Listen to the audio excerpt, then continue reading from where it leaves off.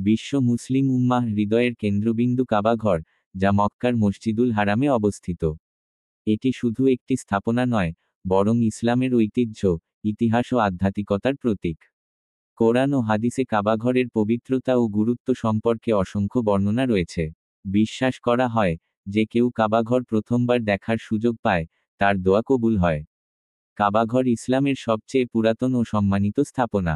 ইসলামী ঐতিহ্য অনুসারে এটি সর্বপ্রথম নবী আদম আলাইহি ওয়াসাল্লাম কর্তৃক স্থাপিত হয় এবং পরবর্তীতে নবী ইব্রাহিম আলাইহি ওয়াসাল্লাম ও তার পুত্র ইসমাইল আলাইহি এটি পুনর্নির্মাণ করেন।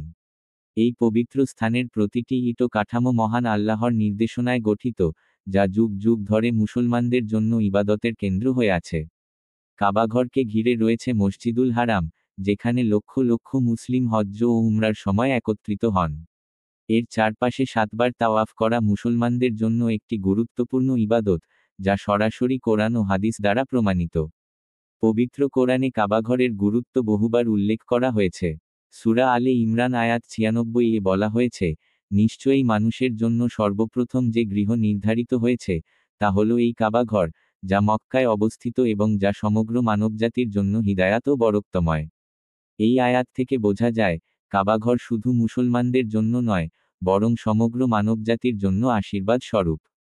হজরত মুহাম্মদ সাল্লাল্লাহু আলাইহিসসালাম কাবাঘরের মাহাত্ম্য সম্পর্কে বলেছেন, যে ব্যক্তি কাবাঘর প্রথমবার দেখে, তার দোয়া কবুল হয়। তিরমিজি এই হাদিস থেকে বোঝা যায়, মুসলমানদের জন্য এটি কতটা গুরুত্বপূর্ণ স্থান। হাদিসের আলোকে আরও জানা যায়, কাবাঘরের প্রতি সম্মান প্রদর্শন করা এবং এর গিলাফ স্পর্শ করা বিশেষ বরকত বয়ে আনে। মুসলিম জাহানের প্রতিটি কোণ থেকে মানুষ এই পবিত্র স্থান দেখার জন্য জীবনভর অপেক্ষা করে। যখন কোনো ব্যক্তি প্রথমবার কাবাঘর দেখে, তার হৃদয় প্রবল আবেগ ও আধ্যাত্মিক অনুভূতি সৃষ্টি হয়।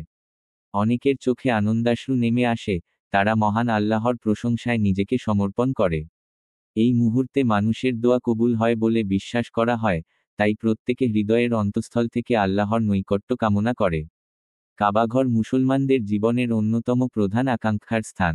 এটি শুধুমাত্র একটি স্থাপত্য নয়, বরং ইসলামের প্রতীক, যা মুসলমানদের ঐক্য ও সংহতির মূল কেন্দ্রবিন্দু। কোরআন ও হাদিসের আলোকে কাবাঘরের গুরুত্ব অপরিসীম, যা মুসলমানদের জন্য আত্মশুদ্ধি ও আল্লাহর নৈকট্য লাভের অন্যতম মাধ্যম। যে কেউ এই পবিত্র স্থান প্রথমবার দর্শন করে, তার হৃদয় প্রশান্তিতে ভরে যায় এবং তার দোয়া আল্লাহর দরবারে কবুল হয়।